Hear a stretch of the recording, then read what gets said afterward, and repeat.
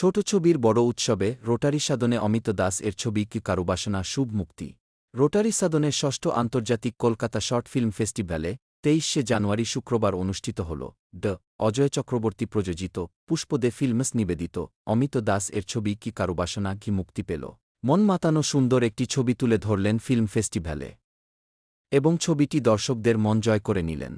ষষ্ঠ আন্তর্জাতিক কলকাতা শর্ট ফিল্মের চেয়ারম্যান সৌরভ চক্রবর্তী এবং ডিরেক্টর শাশ্বতী গুহ চক্রবর্তীর উদ্যোগে এই আয়োজন রোটারি সাধনে কারুবাসনা ঘে গল্পটি কুমারটুলির এক মৃৎশিল্পীর জীবন কাহিনী নিয়েই তৈরি। শম্পা দাস, সম্পাদক, দৈনিক নগর সংবাদ, নগর সংবাদ 24.com, Nagar TV, Bharat, Kolkata bureau.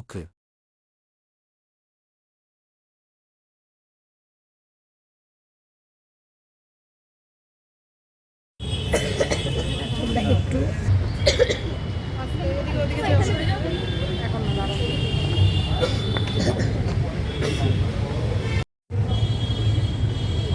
Smile, please. Hey, hush, hush.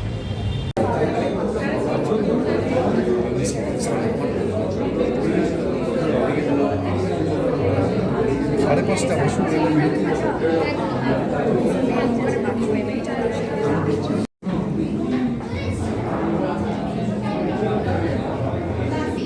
এরকম একটা সুন্দর কারুবাসনা আপনি যে লিখলেন, এই ছবির সম্বন্ধে কি বলবেন?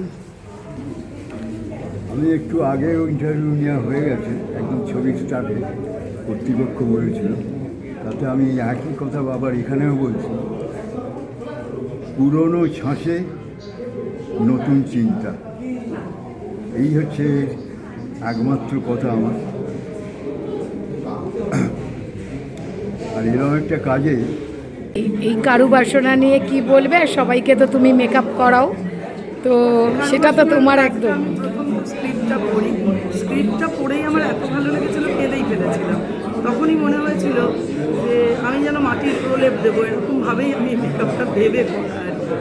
এবং নিমাইরার মতন এরকম একজন স্টলওয়ার্ড শিল্পীকে পাওয়া, এটা তো আমাদের সবার কাছে মানে সাংঘাতিক একটা সৌভাগ্য বলবো। এ কারণে মেকআপ তো মানে আমি এইসব মেকআপে আরও এরকম একটা সুন্দর বই, তার মধ্যে আপনি অভিনয় করলেন, কেমন লাগছে? অবশ্যই এটা একটা ভালো লাগার তো মুহূর্তই।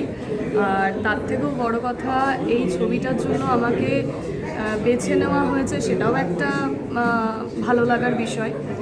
আর এই ছবিটার গল্পটা যখন আমি শুনেছিলাম, আমার প্রথমেই এত মন থেকে টেনেছিল গল্পটা, যে কারণে এক কথাতেই 20 তারিখ থেকে 25 তারিখ অবধি ফিল্ম ফেস্টিভ্যাল চলছে, সেখানে আপনি উপস্থিত, কি বলবেন?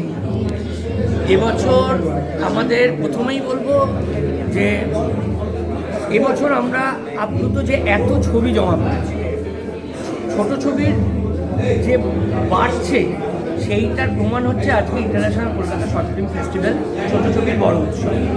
34টা দেশ থেকে 350-র ওপর ছবি জমা পড়েছে এবং আমরা এখানে 250টার ওপর ছবি স্ক্রিনিং করছি।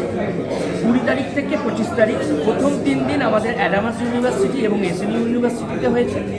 আর আজ থেকে এরকম একটা সুন্দর বই, তো এই বইয়ের বিষয়ে কি বলবেন? আর এরকম চিন্তাভাবনা কেন?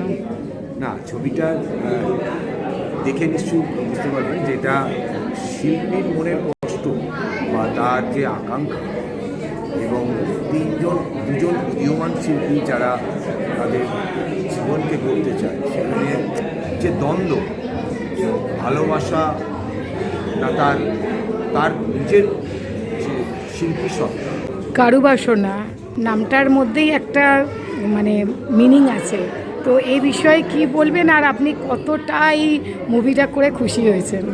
ছবির গল্পটা অমিতদার কাছ থেকে শুনি 2 বছর আগে। শোনবার পর শিবেন চরিত্রটা করবার লোভ লাগে, এবং যখন কুঞ্জবিহারী পালের কথা উঠে কাকে দিয়ে করানো যায়, আমার এক লপ্তে একজনের নামই মাথায় এসেছিল, সেটা হচ্ছে নিমাই কাকু। এবং নিমাই কাকুর সঙ্গে কাজটা করতে চাইছি, এবং সবচেয়ে বড় কথা ইতিহাসের সঙ্গে থাকার একটা যে অনুভূতি, সেটা এবং জীবন্ত ইতিহাস, সেই জীবন্ত ইতিহাসে সাক্ষী হতে পারবো।